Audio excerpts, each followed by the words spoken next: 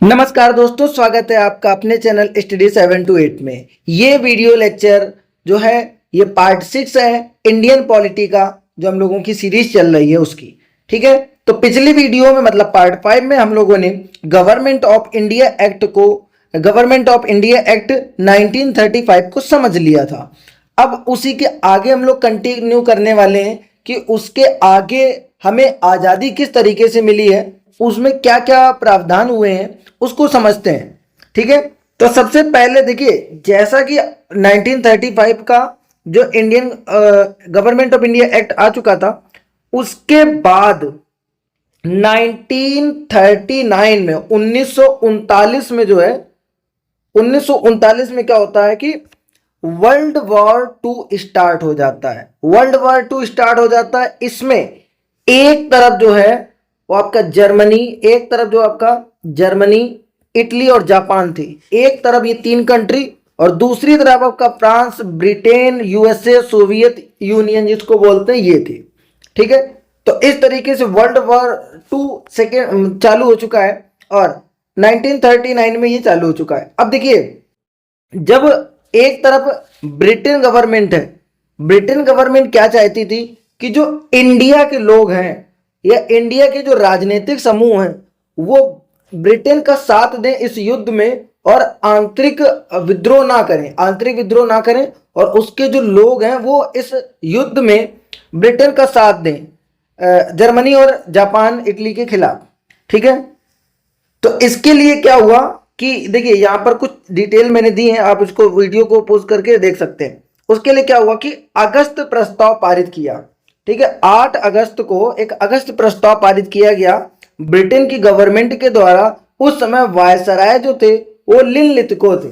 ठीक है, तो 8 अगस्त 1940 को अगस्त प्रस्ताव आता है। लिनलिथगो जो थे वो वायसराय थे। इसमें क्या किया गया, जो वायसराय की कार्यकारी परिषद है, कार्यकारी परिषद का मतलब एग्जीक्यूटिव जो काउंसिल है, उसका विस्तार किया जाएगा।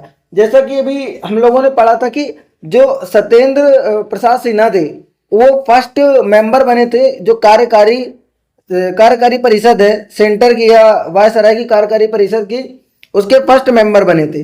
तो ये बोला गया कि इसको बढ़ावा दिया जाएगा, मतलब इसको बढ़ाया जाएगा कार्यकारी परिषद को। और क्या किया जाएगा, एक सलाहकार युद्ध परिषद की स्थापना की जाएगी। मतलब जो भी सलाहकार इसमें होंगे, युद्ध में क्या कैसे हो रहा है ये सब, इसका एक परिषद की स्थापना की जाएगी। और भारतीयों को क्या किया जाएगा कि अपना संविधान बनाने का अधिकार दिया जाएगा। लेकिन कब दिया जाएगा, युद्ध समाप्ति के बाद। मतलब जब युद्ध समाप्त हो जाएगा तो भारत के जो लोग हैं इनको अपना स्वयं का संविधान बनाने का अधिकार दिया जाएगा। और क्या था कि जो सभी दल वगैरह हैं वो इसमें सहयोग करें, ब्रिटेन गवर्नमेंट का जो भारत के सभी दल हैं ये सहयोग करेंगे। तो अगस्त प्रस्ताव में इतनी चीजें कही गई।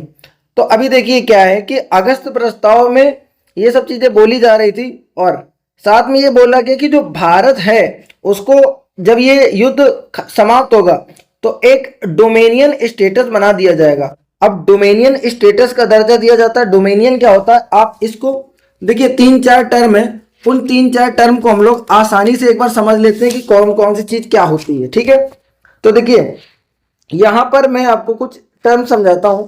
जैसे एक होता है कॉलोनी, तो कॉलोनी, दूसरा है आपका डोमेनियन और एक आपका होता है सोवरेन और एक फेडरेशन। सोवरेन, ठीक है, एक इसी में है फेडरेशन। इसको हिंदी में भी समझ लेते हैं क्या चीज है। तो कॉलोनी जो है आपका उपनिवेश होता है, उपनिवेश। ठीक है, और ये दूसरा जो है आपका जिसको बोलते हैं आप डोमेनियन। डोमेनियन यहां पर आपका अधिराज्य है, ये आपका अधिराज्य है। और फेडरेशन आपका संघ है और जो सोवरेन है वो संप्रभु कहलाता है, संप्रभु। ठीक है, इतनी चीज है। अब देखिए डोमेनियन में क्या होता है, तो डोमेनियन में क्या होता है कि जो लीगल पावर होती है, ठीक है, जो लीगल पावर है इसमें नो लीगल पावर, कोई भी लीगल पावर जो होती है उस कंट्री के पास नहीं होती है जो कॉलोनी होती है। तो लीगल पावर नहीं होती है। दूसरा, पॉलिटिकल पावर नहीं होती, तो नो पॉलिटिकल पावर मतलब राजनीतिक शक्ति भी नहीं होती है, कानूनी शक्ति भी उस कंट्री के पास नहीं होती है। ठीक है, तो ये भी नहीं होती है। और तीसरा, जो इनके देश का जो हेड है, मेन मेंबर होता है, जो किंग या प्रधानमंत्री या इस टाइप का जो मेंबर होता है, वो कोई फॉरेनर होता है। तो हेड जो होता है, किंग या क्वीन भी जो है इनकी कंट्री का नहीं होता है। किंग और क्वीन जो भी होगा या प्रधानमंत्री जो भी होगा वो भी इनकी कंट्री का नहीं होता, वो फॉरेनर होता है। ठीक है, तो कॉलोनी में ये। अब वहीं पे डोमिनियन में क्या होता है, डोमिनियन में लीगल पावर तो होती है उस कंट्री को, ठीक है, लीगल पावर तो उस कंट्री को मिली होती है, और पॉलिटिकल पावर भी उस कंट्री को मिलती है, मतलब उसके कानूनी और राजनीतिक अधिकार तो उसके पास होते हैं। ठीक है, इतनी चीजें तो होती है उसके पास। लेकिन जो हेड ऑफ स्टेट होता है, हेड ऑफ स्टेट का मतलब जो किंग और क्वीन होगा, किंग और क्वीन होगा, वो क्या होता है कि फॉरेनर होता है, वो फॉरेनर होता है। ठीक है, फॉरेनर का मतलब विदेशी होता है। जैसे मान लीजिए कि अगर भारत को डोमिनियन का दर्जा दे देते हैं तो भारत के पास अपनी खुद की कानूनी शक्ति होगी, राजनीतिक शक्ति होगी, मतलब राजनीतिक फैसले खुद कर सकता है और अपने कानूनी फैसले खुद कर सकता है। लेकिन जो इस देश का सर्वोच्च वो होगा, सर्वोच्च अधिकारी होगा, या ये तब भी राजा या रानी के, ब्रिटेन के राजा या रानी के अंतर्गत ही कार्य करेंगे ये लोग। ठीक है, तो यहां पर डोमिनियन में ये होता है। अब फेडरेशन की बात करें तो क्या होता है कि पावर का डिवीजन कर दिया जाता है। पावर का डिवीजन किसके किसके बीच कर दिया जाता है, पावर का डिवीजन कर दिया जाता है, पावर का डिवीजन कर दिया जाता है प्रांत के बीच में। प्रांत मतलब जिसमें ब्रिटेन गवर्नमेंट का डायरेक्ट कंट्रोल था। दूसरा, रियासतों के बीच में, तो पावर दो पार्ट में डिवाइड कर दी जाती है, एक होती है रियासत, ठीक है, एक रियासत है ये, और दूसरा प्रांत के बीच में, रियासत और प्रांत के बीच में। ठीक है, प्रांत, इनके बीच में पावर का डिवीजन कर दिया जाता है। ठीक है, इतनी चीज होती है। और रियासत जो होती है वो संप्रभु होती है। तो फेडरेशन या संघ में आप समझ गए क्या होता है, अधिराज्य में आप समझ गए, या डोमिनियन में आप समझ गए, उपनिवेश में समझ गए। सॉवरेन में क्या होता है कि पॉलिटिकल पावर होती है, पॉलिटिकल पावर भी होती है। ठीक है, पॉलिटिकल पावर, लीगल पावर और हेड ऑफ स्टेट, ये सारे के सारे पावर्स इनको मिली होती हैं। ठीक है, लीगल पावर भी होती है, पॉलिटिकल पावर भी होती है, और हेड ऑफ स्टेट जो होता है, हेड ऑफ स्टेट का मतलब है जो उस देश का राजा या रानी या प्रधानमंत्री जो भी होता है वो उसी देश का होता है। तो संप्रभु, भारत इस समय संप्रभु की कंडीशन में है। लेकिन जिस समय आज़ादी की ये बात चल रही थी उस समय हम लोग डोमिनियन का दर्जा प्राप्त करने के लिए कोशिश कर रहे थे। तो जब 8 अगस्त 1940 को ये अगस्त प्रस्ताव आया था, तो उस समय जो लिनलिथगो थे, इन्होंने बोला था कि भारत को डोमिनियन स्टेटस का दर्जा दे दिया जाएगा। डोमिनियन स्टेटस का दर्जा मतलब लीगल और पॉलिटिकल पावर इनके हाथ में दे दी जाएगी, लेकिन जो किंग और क्वीन रहेगा, राजा या रानी, या जो भी हेड रहेगा इस पूरे कंट्री का, वो अभी भी ब्रिटेन गवर्नमेंट ही रहेगी। तो ये अगस्त प्रस्ताव था। अगस्त प्रस्ताव में एक नेगेटिव पॉइंट ये था कि मतलब ये बात कर रहे थे युद्ध समाप्त होने के बाद की बात कर रहे थे। अब सोचिए, गांधी जी ने एक बार पहले भी, जब फर्स्ट वर्ल्ड वॉर हुआ था, तब जो इंडियन पीपल थे, भारत के लोग थे, उनको प्रेरित किया था ताकि युद्ध में हिस्सा लें, और इसके बदले में अंग्रेज जो हैं वो भारत को कुछ रियायतें देंगे और आज़ादी प्राप्त करने में या डोमिनियन स्टेटस देने में मदद करेंगे। लेकिन उस बार क्या हुआ था कि आज मतलब ब्रिटेन जो है युद्ध जीतने के बाद भारत के किसी भी हित के बारे में उसने नहीं सोचा, और उल्टा काला कानून जो है 1919 में लेके आई थी। ठीक है, तो इसलिए गांधी जी इसके बिल्कुल भी समर्थन में नहीं थे। और दूसरी चीज, कांग्रेस भी इसके समर्थन में नहीं थी, और जो मुस्लिम लीग थी वो यहाँ पर डिमांड कर रही थी पाकिस्तान की। पाकिस्तान नाम का एक नया उसको डोमिनियन चाहिए था, इसलिए वो उसकी डिमांड कर रही थी। और अगस्त प्रस्ताव में पाकिस्तान का कोई भी यहाँ पर जो मानी नहीं जा रही थी बात, इसलिए उसको भी ये जो है अगस्त प्रस्ताव स्वीकार्य नहीं था। उसके बाद क्या होता है कि देखिए, अब युद्ध चल रहा है यहाँ पे वर्ल्ड वॉर 2, और धीरे धीरे ब्रिटेन की जो पावर है वो कम होती जा रही, मतलब ब्रिटेन गवर्नमेंट धीरे धीरे हारती जा रही। जब उसने देखा, और दूसरी चीज, जो उसके मित्र राष्ट्र थे, मित्र राष्ट्र जैसे आपके, अभी यहाँ पे देखिए, मित्र राष्ट्र जैसे आपके हो गए थे यूनाइटेड स्टेट, ब्रिटेन, फ्रांस, ये यूएसएसआर, तो इन्होंने इसको ब्रिटेन को एक तरीके से इसके ऊपर प्रेशर बनाया कि आप इंडियंस का समर्थन लें, इंडियन पीपल का समर्थन ले, वरना आप इस युद्ध में हार जाएंगे। तो वो भी प्रेशर बना रहे थे। तो इस प्रेशर के लिए उन्होंने क्या किया कि क्रिप्स मिशन जो है 1942 में, ब्रिटेन की गवर्नमेंट ने 1942 में क्रिप्स मिशन जो है भेजा, क्रिप्स मिशन भेजा। इसमें क्या किया, इसके अंतर्गत क्या, इसके अंतर्गत बोला गया कि भारत को डोमिनियन का स्टेटस दे दिया जाएगा। फिर से वही बात करी गई, भारत को डोमिनियन का स्टेटस दे दिया जाएगा। अब युद्ध के उपरांत भारतीय संघ बन जाएगा, अपना भारत का एक अलग संघ बना दिया जाएगा और संविधान निर्माण के लिए संविधान सभा का गठन कर दिया जाएगा, जिसके लिए क्या होगा, इसके जो सदस्य होंगे वो प्रांतीय विधानसभाओं से आएंगे या फिर जो अनुपातिक प्रतिनिधित्व द्वारा या रियासत जो होंगी उनके द्वारा मनोनीत किए जाएंगे। रियासत का मतलब उस समय जो राजे रजवाड़े हैं वो मनोनीत करेंगे, या जो प्रांतीय विधानसभाएं हैं, प्रांतीय विधानसभाओं को आप समझ सकते हैं अभी जैसे राज्यों की विधानसभा होती है उसी तरीके से प्रांतीय विधानसभाएं होती थी। तो उसके सदस्य इसमें आएंगे और दूसरी जो है वो मनोनीत किए जाएंगे सदस्य जो रियासत है उनके। और जो रियासतें चाहती हैं कि इसका हिस्सा ना बने, डोमिनियन का हिस्सा ना बने, वो अपना अलग भी रह सकती हैं और खुद का संविधान भी बना सकती हैं। देखिए यहां से इन्होंने फिर से पूरे देश को तोड़ने का कार्य किया है। तोड़ने का कार्य कैसा, अब देखिए यहाँ पर इतनी रियासतें हैं, अगर वो सब भारत में जुड़ना नहीं चाहेंगी तो जाने सब अपना अपना संविधान बनाएंगी तो कितने टुकड़े हो जाएंगे भारत के, ये भी आप समझिए जरा। और क्या किया गया, इसमें बोला गया कि संविधान जो है ब्रिटिश गवर्नमेंट क्या करेगी कि सत्ता हस्तांतरण कर देगी, कब, जब ये लोग जो है युद्ध जीत जाएंगे उसके बाद, युद्ध के बाद ये सब करेंगे।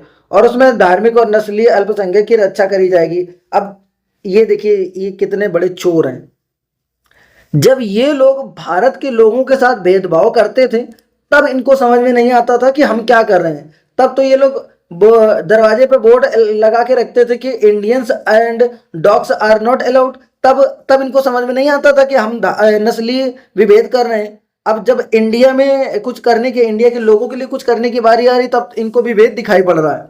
देख रहे हैं कैसे दोगलापंथी इनकी चल रही थी। और क्या किया गया कि बाकी जो रक्षा की जिम्मेदारी रहेगी, जब ये इनको मतलब संविधान निर्मात्री की संविधान बनाने के लिए दे दिया जाएगा, उस समय तक जो गवर्नमेंट रहेगी वो ब्रिटेन गवर्नमेंट रहेगी, वो भारत की रक्षा करेगी। ठीक है, तो यहाँ पर क्रिप्स मिशन में इतने सारे पॉइंट्स बताए गए थे, इन सभी पॉइंट्स को बताया गया, लेकिन हर जगह एक चीज बताया गया कि ये सब कब किया जाएगा, जब युद्ध हो जाएगा समाप्त। रियलिटी ये थी कि गवर्नमेंट जो थी ब्रिटेन की वो कभी भी भारत को डोमिनियन स्टेटस देना ही नहीं चाहती थी, आजाद करना ही नहीं चाहती थी। अब जीतने के बाद जो है वो ये लोग बिल्कुल भी इसके पक्ष में नहीं रहते, कोई भी रिटेन में कुछ नहीं प्रावधान किया गया था। ठीक है, अब उसके बाद क्या होता, इनके एक प्रधानमंत्री थे उस समय, इनके प्रधानमंत्री थे विंस्टन चर्चिल। अब जरा इस विंस्टन चर्चिल को देखिए, इनके जरा शब्दों को सुनिए और आपको लगता है क्या कि ये हमें आजादी देते, या उस समय ये अगर हम लोग इनका साथ दे रहे होते तो ये जो है ये हमें डोमिनियन का स्टेटस दे देते।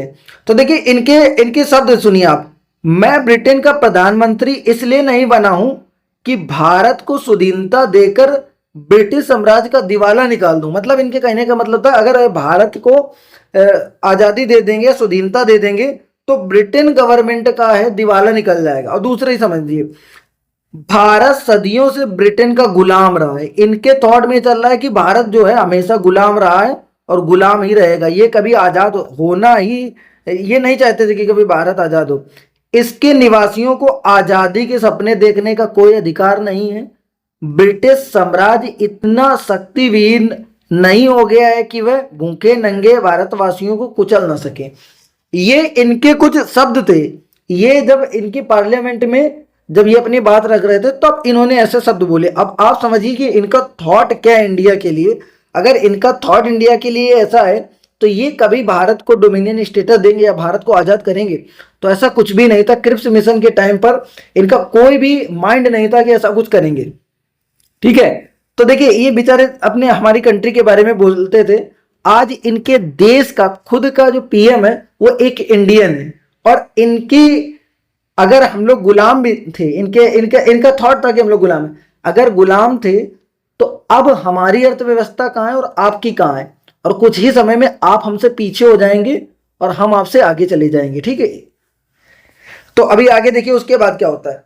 अब इन सब चीजों से गांधी जी को जो है, गांधी जी समझ गए कि ये सब जो है ये केवल चूरन दे रहे हैं, कुछ कार्य वगैरह नहीं करेंगे, ये हमें बिल्कुल भी डोमिनियन का स्टेटस नहीं देंगे, और दूसरी चीज ये जो है संविधान बनाने के लिए अलाउ नहीं करेंगे, केवल ये समर्थन प्राप्त करना चाहते हैं युद्ध में।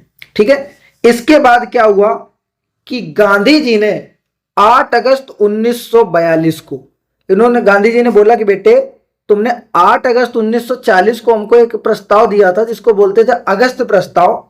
ठीक, अब हम भी तुमको एक डोज देते हैं भारत छोड़ो आंदोलन का।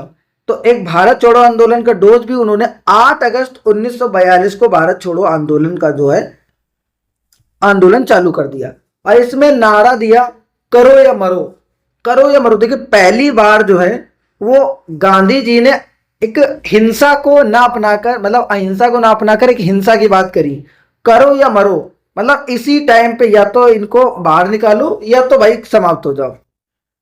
तो इस समय पीक लेवल पे जो है भारत छोड़ो आंदोलन पहुंचने लगा, और एक तरफ जो ब्रिटेन गवर्नमेंट है वो वर्ल्ड वॉर 2 में जो है लड़ रही थी, एक तरफ वो जर्मनी से लड़ रही, दूसरी तरफ इधर जो है वो जापान भी पावर के साथ इधर की तरफ चढ़ाई करने आ रहा था, भारत की तरफ म्यांमार के रास्ते से होते हुए। ठीक है, तो और तीसरी तरफ भारत छोड़ो आंदोलन जो है भारत में स्टार्ट हो चुका है। तो यहां पर तीन तरफ से एक तरीके से ब्रिटेन गवर्नमेंट लड़ रही है। तो इसी समय एक बहुत ही इंपॉर्टेंट पर्सन नेताजी सुभाष चंद्र बोस, इनका बहुत बड़ा योगदान है हमारी आजादी में। अगर ये नहीं होते तो मुझे लगता है कि आजादी मिलना टफ होता। सुभाष चंद्र बोस ने 1941 में बर्लिन में इंडियन लीग की स्थापना कर दी। बर्लिन में इंडियन लीग की स्थापना करी जो कि जर्मनी में है, और वहां पर इनका कुछ मतलब मिसयूज होने का इनको संभावना हुई, इसलिए वहां से फिर ये सिंगापुर की तरफ आ गए। और 1942 में, देखिए 1942 में रास बिहारी बोस, कैप्टन मोहन सिंह और निरंजन सिंह गिल के सहयोग से इंडियन नेशनल आर्मी का गठन किया। इंडियन नेशनल आर्मी का गठन, जिसको बाद में जो है वो आजाद हिंद फौज भी कहा गया, उसका कार्यभार जो है नेताजी सुभाष चंद्र बोस जी को बाद में दे दिया गया। फिर क्या हुआ कि 21 अक्टूबर 1943 को सुभाष चंद्र बोस ने सिंगापुर में आजाद हिंद जो है, आजाद हिंद नाम की इंटरिम गवर्नमेंट या आंतरिक सरकार का गठन कर लिया, और जापान के सहयोग से अपने सेना को, मतलब इन्होंने खुद की आर्मी बनाई थी, उस सेना को मॉडर्नाइज किया और उनको हथियारबंद किया और अच्छी खासी ट्रेनिंग दिलाई। और इधर सिंगापुर से होते हुए, म्यांमार से होते हुए भारत के बॉर्डर तक ये 1944 तक पहुंच गए थे। अब बाद में देखिए जब ये पहुंच गए तो उधर जो है 1945 में क्या हुआ, थोड़ी सी चीज बता देता हूं मैं आपको, कि पहले इनका बता देता हूं फिर मैं बताता हूं उधर का। तो देखिए क्या हुआ कि जब उधर जापान के ऊपर बमबारी हो गई तो जापान ने जब आत्मसमर्पण कर दिया, एक तरीके से जापान हार गया, तो बाद में इनकी सेना को भी आत्मसमर्पण करना पड़ा।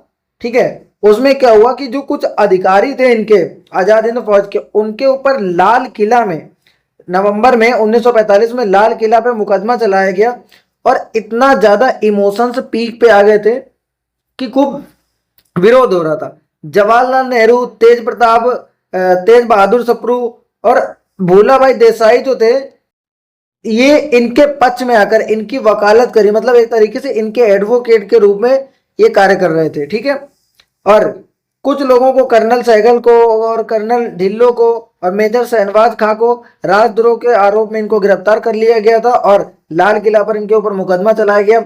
उसी बीच में पूरी जो देश है उसमें कड़ी प्रतिक्रिया हुई, मतलब खूब विरोध हुआ इसका, और नारे दिए गए लाल किले को तोड़ दो, आजाद हिंद फौज को छोड़ दो। तो उस समय इनको क्या है कि फांसी की सजा सुना दी गई थी, ऐसा खूब विरोध हो रहा था। बाद में इनकी जो है सजा कैंसिल भी हो गई थी। तो एक जो प्लेन दुर्घटना में इनका मृत्यु हो गई है, और क्या बोलते हैं कि इस चीज को अभी साबित नहीं हो पाया आज तक जो ऐसा हुआ है। इसके देखिए क्या हुआ था कि 1945 में क्या हुआ था कि क्लीमेंट एटली जो थे उनकी गवर्नमेंट बनी, क्लीमेंट एटली की गवर्नमेंट बनी। तो क्लीमेंट एटली की गवर्नमेंट बनी मतलब लेबर पार्टी की गवर्नमेंट बनी। पार्टी की सरकार में क्लीमेंट एटली जो थे वो थे। विंस्टन चर्चिल की यहाँ पे सरकार जा चुकी थी और जो क्लीमेंट एटली थे उनका स्वभाव थोड़ा दूसरा था। उन्होंने 1946 में सेकेंड कैबिनेट मिशन भेजा, सेकेंड कैबिनेट मिशन भेजा ताकि यहाँ पर जो है वो संविधान सभा का गठन किया जा सके। और पैट्रिक लॉरेंस, स्टेफर्ड क्रिप्स और एवी अलेक्जेंडर जो थे वो इस सेकेंड कैबिनेट मिशन के मतलब जो मेंबर थे। अब आपके दिमाग में आएगी कि सेकेंड कैबिनेट मिशन अगर 1946 में आया तो फर्स्ट कैबिनेट मिशन कब आया था? तो जो क्रिप्स मिशन आया था आपका 1942 का, उस क्रिप्स मिशन को ही हम लोग फर्स्ट कैबिनेट मिशन भी बोलते हैं। तो ये second cabinet mission Patrick Lawrence और स्टेफर्ड क्रिप्स और अलेक्जेंडर वाला, ये भी अलेक्जेंडर वाला था। इसके तहत क्या किया गया कि भारत को जो है वो भारत को संविधान सभा बनाने की अनुमति दे दी गई और 9 दिसंबर 1946 को संविधान सभा की पहली बैठक होती है जिसमें डॉक्टर सच्चिदानंद सिन्हा को अस्थायी रूप से अध्यक्ष बनाया जाता है। अगली बैठक होती है 11 दिसंबर 1946 को और उसकी नेक्स्ट बैठक होती है 13 दिसंबर 1946 को। क्या हुआ कि 11 दिसंबर 1946 को डॉक्टर सच्चिदानंद सिन्हा की जगह डॉक्टर राजेंद्र प्रसाद जी को जो है वो अस्थायी सदस्य बनाया जाता है 11 दिसंबर 1946 को और 13 दिसंबर 1946 को उनको स्थायी सदस्य बना दिया जाता है, परमानेंट सदस्य बना दिया जाता है। बाद में जो है 1947 में, फरवरी 1947 में ब्रिटेन के जो ये पीएम थे क्लीमेंट एटली, इन्होंने घोषणा कर दी कि हम क्या करेंगे कि जून तक भारत को छोड़ देंगे, 1947 जून तक भारत को छोड़ देंगे। अब तब तक यहाँ पर जो है अफरा तफरी मच गई कि अभी तो हमें कुछ मतलब नॉलेज भी नहीं किस तरीके से इस देश को चलाएंगे, अचानक से ये ब्रिटेन गवर्नमेंट चली जाएगी तो ठीक है। हालांकि बाद में इन्होंने जो है इस चीज को कबूला कि जो है इसको छोड़ने का रीजन था कि जो ये सुभाष चंद्र बोस थे इनको जब गिरफ्तार कर लिया गया था तो इतना ज्यादा विरोध हो रहा था कि इनके सेना में, जो ब्रिटेन गवर्नमेंट, इनकी सेना में कहीं म्यूटिनी होना हो जाए, विद्रोह ना हो जाए, इसलिए जो है इन्होंने बोल दिया था कि अब हम भारत को छोड़ देंगे। तो यहां तक अपना जो है ये समझ चुके हैं। और बाद में 1947 में जो है वो आपके इंडियन इंडिपेंडेंट एक्ट आता है 1947 में और तब 4 जुलाई 1947 को ब्रिटिश पार्लियामेंट में इस एक्ट को पास किया जाता है और 18 जुलाई को इसको पूरी तरीके से पेश कर दिया जाता है, मतलब पास कर दिया जाता है। इसको पेश किया गया 4 जुलाई को और 18 जुलाई को ये पास हो गया था। तब इंडिया जो है आज़ाद हो गया और 15 अगस्त 1947 को इसको आज़ादी मिल गई थी, ठीक है। तब तक जो है यहाँ पर जब तक संविधान बनना चालू हुआ था तब तक जो ब्रिटेन के ही वायसराय थे माउंट बेटन, उनको मतलब वायसराय के रूप में कार्य करने दिया गया। उसके बाद जब आज़ादी मिल गई उसके बाद प्रधानमंत्री वगैरह अपने बना लिए गए। तो यहाँ तक हमने हिस्टोरिकल बैकग्राउंड समझ लिया है कि किस तरीके से अपना कॉन्स्टिट्यूशन तैयार हुआ है।